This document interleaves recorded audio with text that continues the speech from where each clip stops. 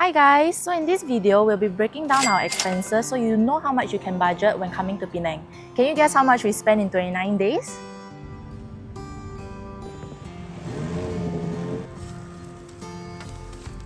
So we spent 1,269 Sing dollars in 29 days as a couple. So that's almost 650 Sing dollars per person. So we'll be categorizing our spending into these categories: accommodations, activities, food, groceries, and others. We'll also break down the averages in some of these categories for you. So as Sean and I are working part-time only, we are mindful of our budget and we plan to keep it below 2,000 Sing dollars as a couple. So we'll be mainly focusing on our expenses for this video. If you want to watch our full vlog playlist, click somewhere in this screen. Here. Just a small bonus tip. To help us manage our expenses and plan our trip, we use an app called Wonderlog, which we'll link in the description below. We love Wonderlog because it allows us to both access the same trip details, track who paid for what, decide whether to split the expenses and categorize them easily. Wonderlog, if you're watching this, please sponsor us. Thank you! Comment down below if you have any recommendations for any useful travel apps. Okay, let's dive into our actual spending. So do note that all expenses shown is the total for us as a couple. We will also break down our expenses in ringgit so that it's more relevant to you guys when you travel to Penang.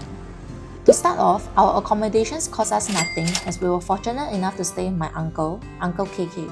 However, we understand that this isn't a typical scenario, so we'll provide a more realistic estimate in the next segment.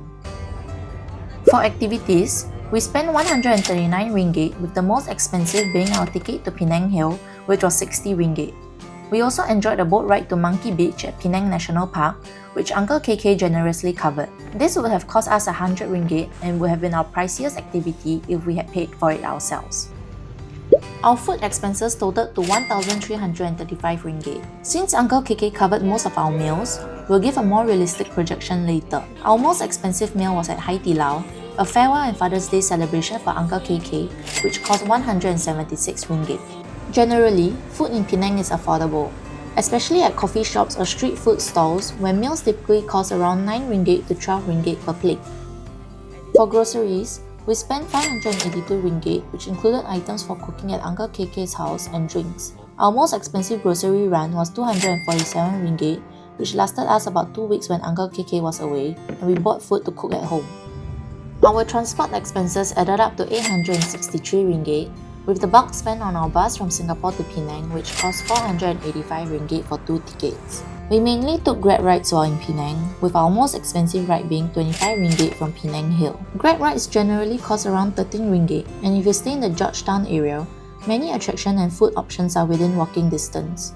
Since we stayed in Queens Bay, we needed a Grab down to Georgetown each time. Lastly, our others category totaled to 1,480 ringgit, the highest among all categories. This includes our insurance at about 486 ringgit with Genki, and SIM cards totaling almost 208 ringgit. We also splurged on a few items.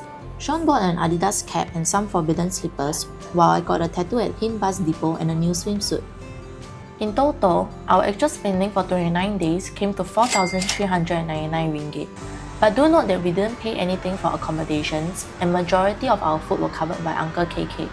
Now, let's calculate our realistic spending to get a better sense of how much it would cost to stay in Penang for 29 days. If we were not staying with my uncle, our must-have filters while searching for accommodations are a price range of $0 to $20 per night, strong Wi-Fi, and free cancellation. Some additional filters that are nice to include if it doesn't limit your listings are good guest ratings and proximity to the city centre. So for example, New Wave Hotel is a hotel that fits our criteria and would cost 1,792 ringgit for a 29-day stay. Next, we'll use our expenses from week 2 when Uncle KK wasn't around as a realistic projection since we covered all our costs during that period. From May 25th to May 31st, we spent approximately $1,271.50 for the week. Multiplying this to estimate our monthly expenses, we get 5,086 ringgit. In total, including our accommodations, we would have spent 6,877 ringgit for the month, 1,719 ringgit for the week, and 246 ringgit per day as a couple. We think this is how much you can expect to spend per person in Penang on a daily basis. Next, we'd like to share some of our reflections after our first month of traveling that could potentially save us more money in the future. As alcoholic drinks are much more affordable in Malaysia compared to Singapore, we got a little too excited and realized at the end that we were spending too much on drinks as it adds up quickly. We've since decided to limit ourselves to getting drinks only twice a month. We also noticed that we spend quite a bit on our others category for the month, and it's definitely something we will reduce in the following months as we don't expect to purchase any more things. Despite our relatively low budget, we still thoroughly enjoyed our time in Penang, mainly because of Uncle KK. We tend to go for cheaper local alternatives, but that doesn't mean that we sacrifice any of the experiences we had in Penang. This sums up how we budgeted and how much we spent during our month-long stay in Penang. We hope that this helps you with your budgeting as well. You know what else will be useful? Our list of top 15 budget gems in Penang. Comment down below if this was useful or if you have any questions or requests. We'll be happy to help. Bye!